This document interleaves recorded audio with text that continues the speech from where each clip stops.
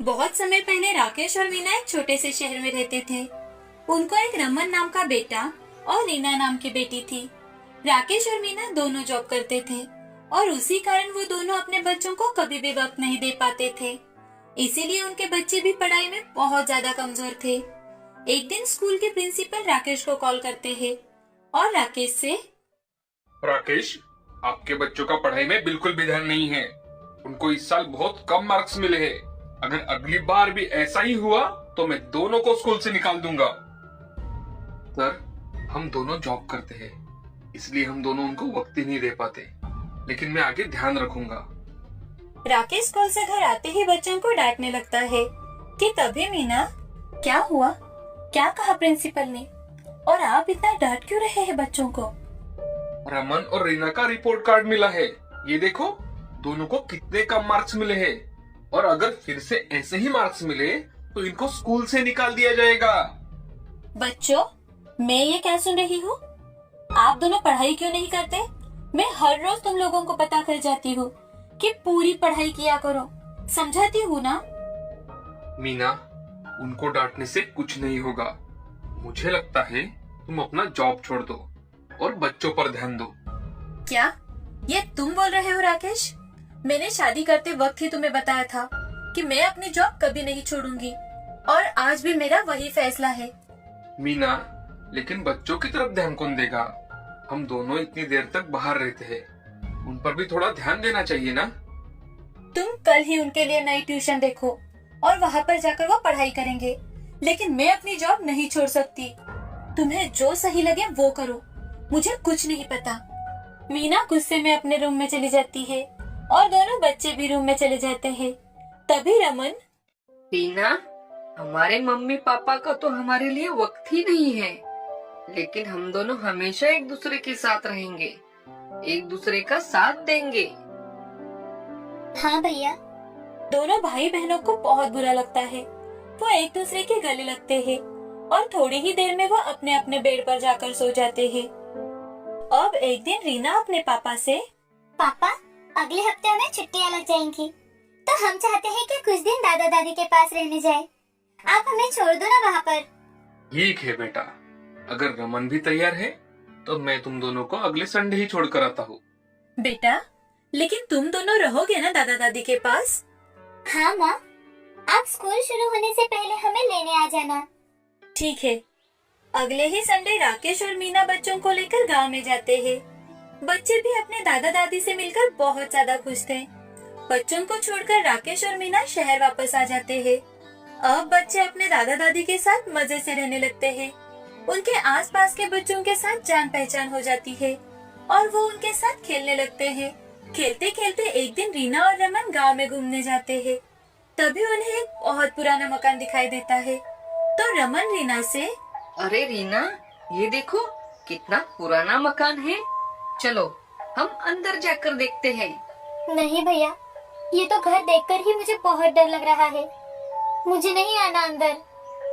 अरे डरो मत, मैं हूँ ना साथ। वैसे भी ऐसा मौका हमें फिर कभी नहीं मिलेगा।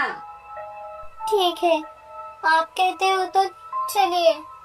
रमन और रीना दोनों दरवाजा खोलकर अंदर घुसते हैं तो अंदर से कुछ बच्चे और टीचर की आवाज सुनाई देती है।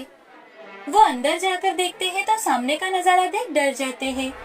वहाँ पर उन्हें एक चुड़ैल टीचर भूतिया बच्चों को पढ़ाती नजर आती है।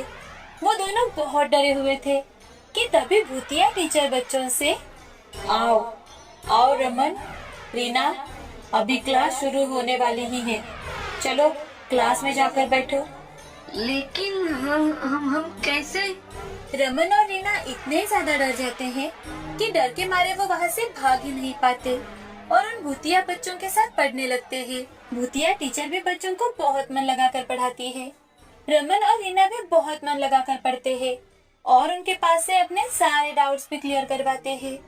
शाम को उनके स्कूल खत्म होते ही भूतिया टीचर, बच्चों, कल भी वक्त पर स्कूल पहुँच जाना और हाँ, एक बात का ध्यान रखना, किसी को ये बात पता न चले कि तुम यहाँ पढ़ाई करने आते हो, नहीं तो तुम्हें कोई यहाँ नहीं आने देगा। रमन और रीना बातें करते करते और खेलते खेलते घर पहुँच जाते हैं। तो उनकी दादी, अरे बच्चों, कहाँ पर थे दिन भर? पूरा दिन खेलने में गुजारते हो। दादी, हम तो यहीं पर थे। हम बच्चों के साथ खेल रहे थे। घर पर बताकर जाना चाहिए बेटा, हम कितने चिंता में पड़ जाते हैं। अब रात के समय खाना खाकर दोनों बच्चे सो जाते हैं। दूसरे दिन सुबह जल्दी उठकर नहा धोकर तैयार होकर वो दोनों दोपहर होने का इंतजार कर रहे थे। अब दोपहर होते ही दोनों बच्चे खेलने जा रहे हैं ये बताकर भूतों के स्कूल में जाते हैं। अब दोनों बच्चे हर रोज भूतिया स्कूल में जाने लगे और साथ ही साथ पढ़ाई भी करने लगे। एक दिन रीना, भैया ये तो भूतिया स्कूल है, लेकिन फिर भी यहाँ पर कितना अच्छा लगता है। और ये टीचर भी कितनी अच्छी पढ़ाती है। हाँ, मुझे भी पढ़ने में बहुत मजा आता है। लेकिन मुझे एक बात बताओ, तुम सब लोग भूत कैसे बन गए? एक दिन बहुत जोर की बारिश और हवा की वजह से स्कूल का छत गिर पड़ा और उसमें हम सबकी मौत हो गई। लेकिन हम आज भी अपने टीचर से पढ़ते हैं। ऐसे ही एक महीना बीत जाता है। अब बच्चों का शहर लौटने का वक्त आता है तो वो भूतिया स्कूल में आकर बच्चों और टीचर से अलविदा कहते हैं। शहर जाते ही रमन और रीना का स्कूल फिर से शुरू हो जाता है। उनकी पढ़ाई में तरक्की देख उनके टीचर भी हैरान रह जाते हैं। हमेशा कम नंबर मिलने वाले रमन और रीना को इस साल सभी सब्जेक्ट में फर्स्ट नंबर मिला था। तो ये देख प्रिंसिपल राकेश और मीना को स्कूल में बुलाते हैं और उनसे, राकेश जी, आज मैं बच्चों की कंप्लेंट नहीं करूंगा, बल्कि मैं आपका धन्यवाद करना चाहता हूँ। जी सर, धन्यवाद? मैं कुछ समझा नहीं। अरे राकेश जी, एक महीने में आपके बच्चों ने इतनी तरक्की कर ली है कि हमें विश्वास नहीं हो रहा। जो मैथ्स का प्रॉब्लम हमारे टीचर सॉल्व नहीं कर पा रहे थे, वो आपके बच्चों ने सॉल्व कर दिया है। राकेश और मीना दोनों सोच में पड़ जाते हैं और बाहर आकर, राकेश, हमने तो अपने बच्चों की तरफ कभी ध्यान ही नहीं दिया। हमें तो वो कौन सी क्लास में पढ़ते हैं ये तक याद नहीं रहता। और ये सर, चलो कोई बात नहीं, कम से कम बच्चे पढ़ाई तो कर रहे हैं, अच्छी बात है। अब घर आते वक्त राकेश और मीना बच्चों के लिए आइसक्रीम और चॉकलेट्स लेकर आते हैं और बच्चों से प्यार से बातें करने लगते हैं कि तभी मीना, रमन, रीना, गांव में दादा दादी ने क्या जादू किया है तुम पर? प्रिंसिपल बहुत तारीफ कर रहे थे तुम दोनों की पढ़ाई की। लेकिन बच्चे उन्हें कुछ भी नहीं बताते। मीना उससे बार बार पूछती है, लेकिन वो कुछ भी नहीं कहते। अब रात के समय रीना और रमन दोनों बातें कर रहे थे। कितने अच्छे दोस्त और टीचर थे वहाँ पर। उन्होंने हमें इतना इजी तरह से सिखाया कि हम पढ़ाई में अव्वल आने लगे। हाँ ना रीना, मम्मी पापा को हमारे लिए वक्त ही कहाँ होता है। अब कुछ दिन यूं ही बीत जाते हैं। एक दिन मीना घर पर ही थी और तभी रमन और रीना बातें कर रहे थे। वो बातें ऐसी वैसी नहीं कर रहे थे, तो वो अपने भूतिया स्कूल की यादें याद कर रहे थे। तो वो सारी बातें मीना सुन लेती है। भूतिया स्कूल का नाम सुनते ही वो बहुत ज्यादा डर जाती है। उसके तो हाथ पांव कांपने लगते हैं। अब वो बड़ी हिम्मत के साथ राकेश और रीना के सामने जाकर उनसे, क्या तुम लोग कौन से भूतिया स्कूल के बारे में बात कर रहे हो? रीना, रमन, बताओ मुझे। अब रीना और रमन मीना को सारी बात बताते हैं। बच्चों, हमें माफ कर दो बेटा, हमने पूरी जिंदगी सिर्फ पैसा और पैसे के लिए नौकरी की, लेकिन तुम दोनों को जो प्यार चाहिए था वो कभी नहीं दिया, और वो भूतिया स्कूल से तुम लोगों को मिला। ये जानकर हमें बहुत बुरा लग रहा है। आज के बाद ऐसा कभी नहीं होगा। मैं हर रोज ऑफिस से जल्दी आया करूंगी और इतना ही नहीं, तुम लोगों को पढ़ाऊंगी भी। अब फिर से छुट्टी आती है और राकेश अपने पूरे परिवार को लेकर गांव चला जाता है।